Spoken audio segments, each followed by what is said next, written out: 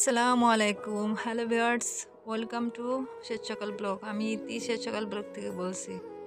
সকালে কেমন আছেন? আশা করি যে যেখান থেকে আজকের ব্লগটি দেখছেন আমার প্রিয় সকল আপু ভাইয়েরা অনেক ভালো আছেন, সুস্থ আছেন।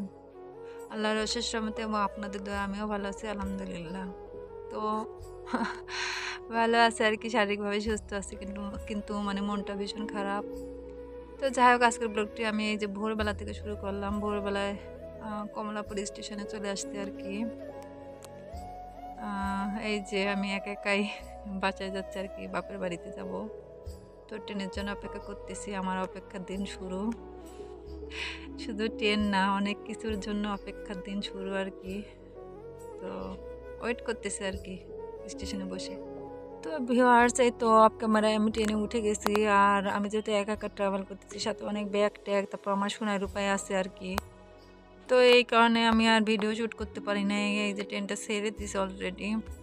আর ট্রাভেল করতে করতেও আপনাদের ভাইয়াকে বেশি মিস করতেছে আর কি, কারণ আমার বিয়ের পর থেকে আমি কখনো একা ট্রাভেল করছি কিনা সন্দেহ, কারণ সে সবসময় আমাকে যেখানে যায় সাথে করে নিয়ে যায়, সাথে করে নিয়ে আসে। এমনকি আমার বাবার বাড়িতেও সে মানে সাথে করে নিয়ে যায়, সাথে করে নিয়ে আসে।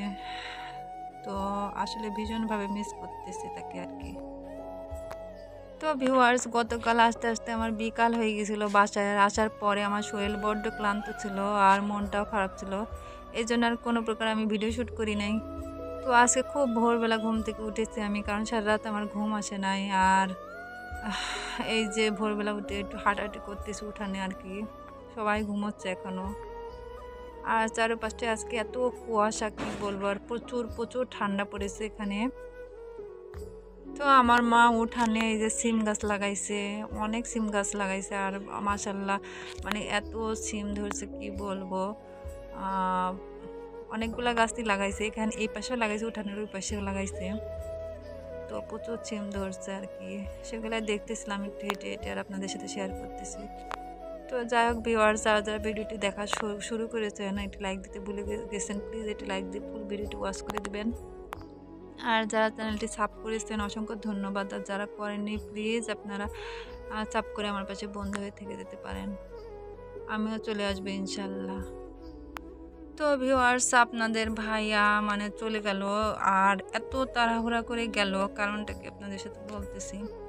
আপনার ভাইয়ার যেদিন ফ্লাইটের ডেট মানে ফিক্সড হয়েছিল, সেই দিনের একদিন আগে আপনার ভাইয়াকে চলে যেতে হয়েছে, কারণ অফিস থেকে হঠাৎ করে জানাইছে যে যেদিন ডেট সেই দিনের একদিন আগে তাকে চলে যেতে হবে। তো এত তাড়াহুড়া করে আপনার ভাইয়া রেডি হয়ে, মানে কি বলবো, হঠাৎ করে জানাইছে, তো সে চলে গেছে। এমনকি তাকে নিতে গাড়ি আসছে, মানে আমি যে যাবো এয়ারপোর্টে তাকে বিদায় দেবো সেই সুযোগটা হয় নাই।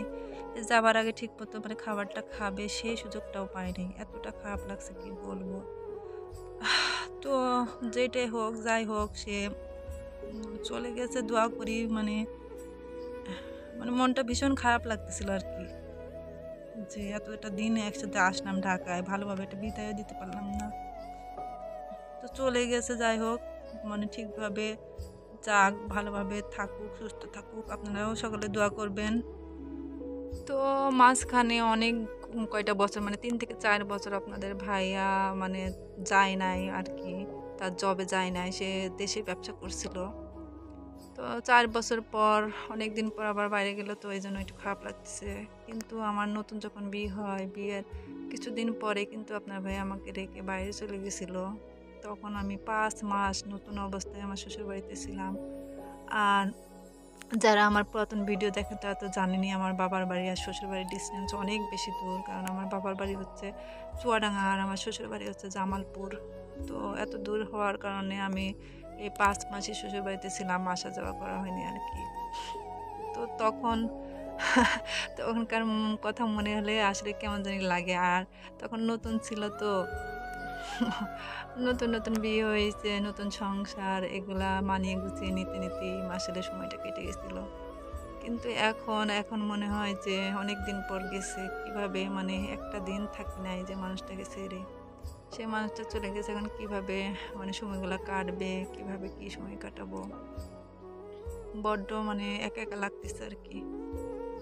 তো তো যাই হোক ভিউয়ার্স, আজকে আমি আর বেশি কথা বলবো না।